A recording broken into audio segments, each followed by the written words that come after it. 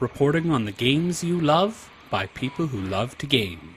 The MMO Reporter Network. MMO Reporter's PAX Prime coverage is brought to you by Dragon Fantasy, The Black Tome of Ice, a 16-bit styled JRPG coming soon on Steam, iOS, Android, 3DS, and Wii U.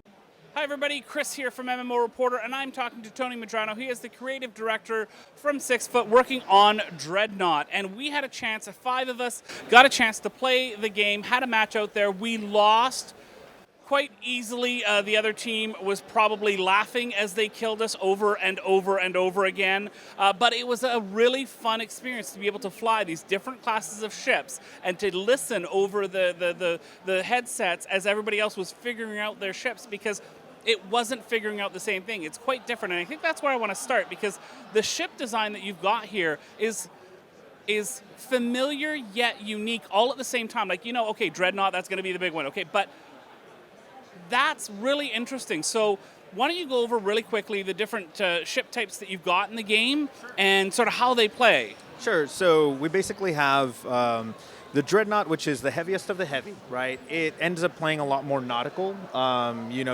Big lumbering ships do a ton of damage from far away and are a lot of navigational type movement abilities like broadside. So you get close to somebody and slash through them.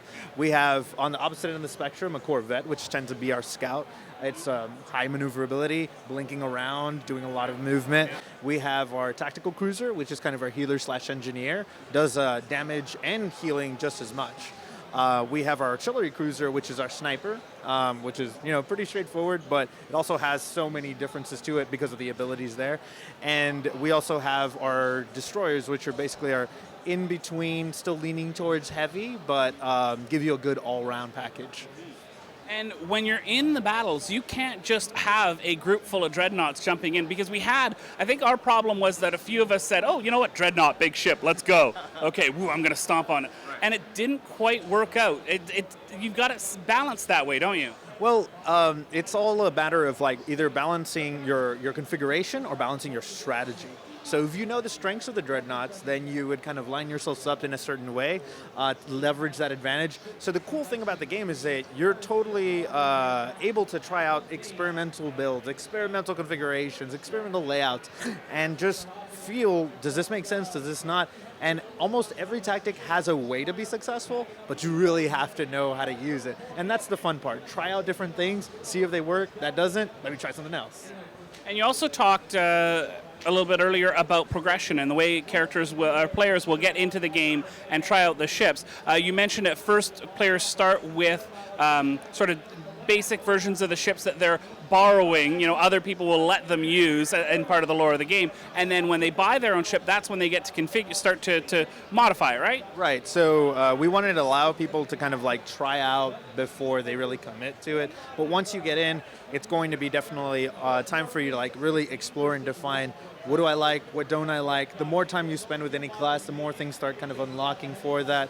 And again, we're right in the middle of testing out a progression, figuring things out. So while things could definitely change and flex, I think overall we really want to make sure that people get a taste of all the variety that's there for the game, as well as having that fun experience of experimenting both with the builds and your tactics on the battlefield.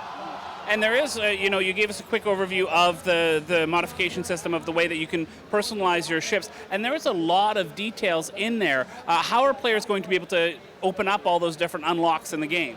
So it's going to be primarily through just playing more, and certain things will maybe unlock, in the shop, and then you decide, do I want to invest in that or do I not want to invest in that? Again, progression is something that we're still currently working on, so it may change a little bit, but the driver behind it is the same, explore, define, and then kind of configure in different ways, right? We really want you to pick that bug of exploration and trying new things so that you can make that ship your own. And you used a really good analogy that I'm going to share with our listeners here, that it's like someone who has a ton of money, they're going to buy all the best Magic cards in the world and have never played the game before, against someone who has been playing the game for 20 years and gets a random 6 decks of cards to make a deck out of. that person who's been playing 20 years, no matter how much the other person spends, is still going to win. Yeah, that's a big philosophy for us, right? Like, we want to make sure that we're basically using flat power, so there's nothing that's going to be more powerful. You're never buying power at all, but you're buying diversity. Diversity, though, is a tool that you need knowledge to use, right? You need experience, both mechanically and strategically. And I think that's what's going to be something that's cool, which is the reason that we kind of like slowly reveal these pieces to you. Because if we were to do that all right up front, it's kind of too much, and you don't get the value of it. And we spent a lot of time building and crafting each one of these abilities, both as part of an in-game model and how it's designed, how it plays. And we want you to kind of experience the joy of getting something new, every little bit, and then experimenting with it and having that fun way of like, how do I explore, what do I configure? And again, it is all about long-term kind of benefit of like, I've been playing this game for a year, 2 years, I've got my decks are huge, right? Like I have so many options and this or that, but I still have something else to try every time I come back. Okay, so let's move on to game modes right now that we've discussed.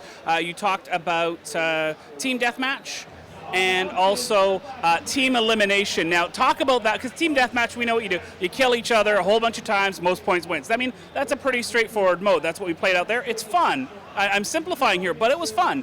So talk to us about team elimination, because I think you're doing something a little bit different that kind of really piqued my interest. Yeah, so in team elimination, you definitely have to pick what class you are, what ship you go out with. Once you get killed, instead of having to spectate and kind of wait around for the match to finish up like you would with most team elimination, you actually get to come back as one of the air or jet fighters that you have like in our trailer. The guys that kind of get demolished in the beginning, you actually come back as those, and 2 or 3 guys focused on the right target can actually turn the tide of battle, and you keep respawning as one of these guys until the match is over. So you see all sorts of really interesting back and forth happening that totally change the gameplay and keep you like into the action, really excited. It's really interesting, and we just think it's really fun. So just a couple questions to finish things off here. As you can see behind us, it says closed beta here. What's the time frame that we're looking at for players to be able to get in and try out Dreadnought? Sure. So we currently have closed beta registration happening right now. It's at playdreadnought.com.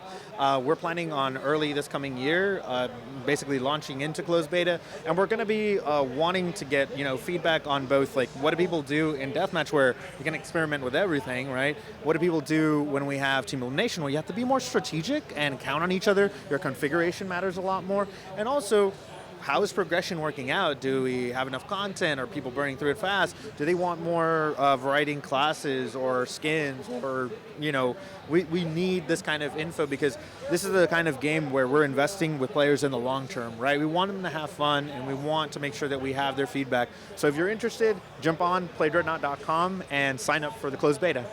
And I'm pretty sure I know what the answer is going to be, but I have to ask anyway. When you do launch the game, what's going to be what are we looking at here? Are we looking at free to play? Are we looking at buy to play? Are we looking at sort of what model? It's going to be free to play, but like I said, it's no pay to win. We're basically hoping that people are going to be sucked in by the diversity, the quick play cycles, and as we roll out, whether it's more modes, more features, more classes, that diversity is going to keep them there, because again, it's not a game that you can just say it's going to be this thing over and over again. I'm going to do that faster, I'm going to do that slower. Instead, it's try out new ideas, experiment with different modes, different layouts, different team comps, different strategies in the game. And so that's what we're really banking on to bring people back. And we'll be selling vanity stuff, right, with hard currency, but it's pretty straightforward, right? We really, though, care more about players and keeping them in the long run, investing with them in the long run. So I know that strategy matters, and I know that there's a whole bunch of different variables, but if we take away all those other variables and you jump in game, you're not testing anything, you're not doing anything specific, what's your number one go-to type of ship to play? Oh, man. You're on the spot here. Okay, so right now I happen to really like the heavy sniper a lot. It's just because I feel like it gives me a lot of power, and I feel like I can turn the tide really fast. But it's honestly like saying like what's Which child do you like better? It's just so the interesting part of it is that I guess because even within something like a heavy sniper, even when I play it, I'll configure it differently and even explore that. So it's not even what ship is the best, it's how you configure it. how you approach the battle. Like sometimes I've tried going real heavy, really aggressive, going right up top and trying to nail everybody. Other times I've kind of hung back, done the traditional sniper thing, right?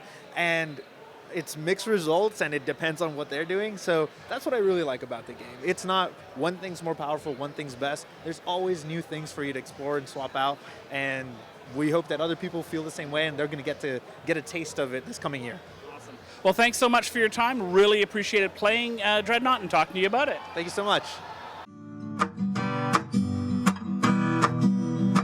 Thanks for watching the video, everybody. Don't forget to check out all the other podcasts at MMOreporter.com or by clicking on any of the links here. And please check out our Patreon campaign at patreon.com/MMOreporter. Thanks, everyone, and see you in game.